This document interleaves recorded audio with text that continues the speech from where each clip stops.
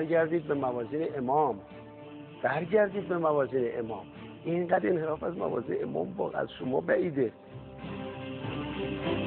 احمدی نژاد دولت را در سال 84 با نرخ بالای بیکاری تحویل گرفت و در طی 4 سال با کار و تلاش مستمر این نرخ را به شدت کاهش داد. همانطور که در نمودار می‌بینید دولت نهم نرخ بیکاری را در 4 سال فعالیت مستمر از 11.9% در بهار 84 تا 9.5% در پاییز 87 کاهش داد.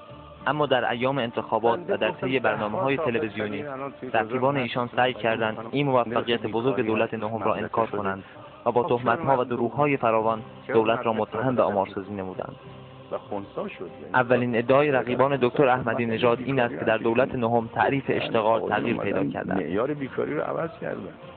گفتن هفته 2 ساعت یعنی شغل، قبلا هفته 2 روز بوده. لذا بیکاری به طور واقعی در کشور ما الان 20%. در جواب باید گفت که برخلاف این ادعا در دولت آقای خاتمی تعریف اشتغال عوض شده است. سندی را که مشاهده می‌کنید صورت جلسه تصویب تغییر معیار اشتغال در دولت اصلاحات است. مورخ 6/8/83.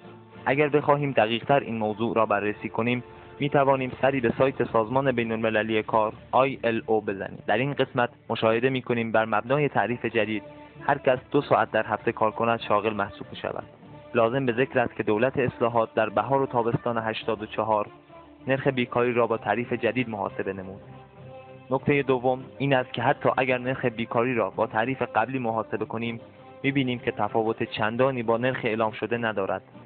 گزارش‌های مرکز پژوهش‌های مجلس شورای اسلامی نیز حاکی از آن است که حتی در صورت اعمال تعریف قبلی نرخ بیکاری تغییری بیش از 0.6% در آن نخواهیم داشت. لازم به ذکر است رئیس مرکز آمار ایران نیز 4 ماه قبل از انتخابات در طی مصاحبه‌ای با روزنامه ایران اظهار داشت که با معیار قرار دادن تعریف قبلی چیزی نزدیک به 0.4% تغییر در نرخ بیکاری و آن هم تنها در بهار و تابستان 84 خواهیم داشت.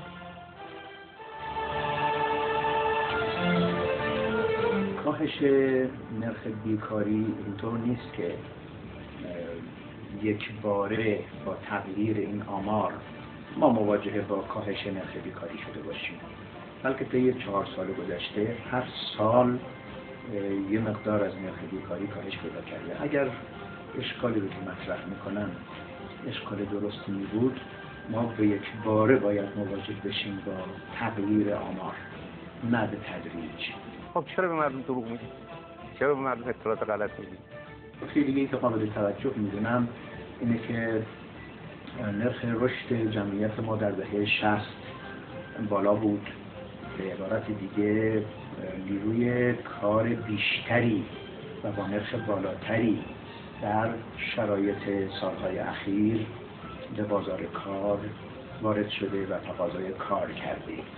من احساس میکنم که در محاسبه نرخ بیکاری از این رشد بیشتر جمعیت در سالهای اخیر داره غفلت میشه.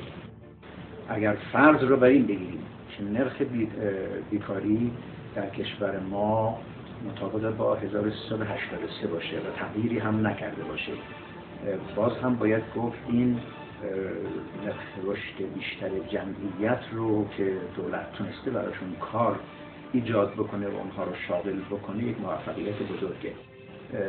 علاوه بر این که این رشد بیشتر جمعیت و جمعیت متقاضی کار رو دولت تونسته پاسخ بده، از خالص نرخ رشد هم تونسته کاهش بده و این برای ما محسوس و ملموسه. البته احساس کردم بعضی از افراد دارن عوام‌فریبانه اینجا مسئله رو مطرح میکنن.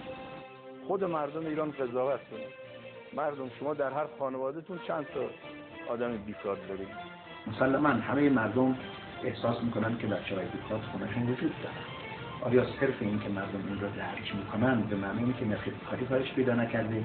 آیا مثلا دولت مدعی بوده که نرخ بیکاری رو به 0 رسونده که حالا اینها میان ادعا میکنن شما خانواده‌ها خودتون میدانید که بیکاری دارید؟ همینقدر که توانسته باشن از بیکاری 2 تا 3% کاهش بدن خودش یک موفقیت بزرگه، ولی گرچه به معنای به نقطه صفر رساندن مسئله بیکاری نیست. ایشون مملکت رو کشیده به یه جایی که پر از دروغه، پر از نفاق. مردم همه صحبت‌های کنار هم بگذاریم. این گرافایی که بنده نشون دادم یادتون باشه، این منحنی‌ها رو بالا و پایین میکنن برای اینکه شما رو پول بزنن. نقش خط مار میکشن، نقشه مار میکشن و سعی میکنه که شما به اصطلاح به بیراهه برسید.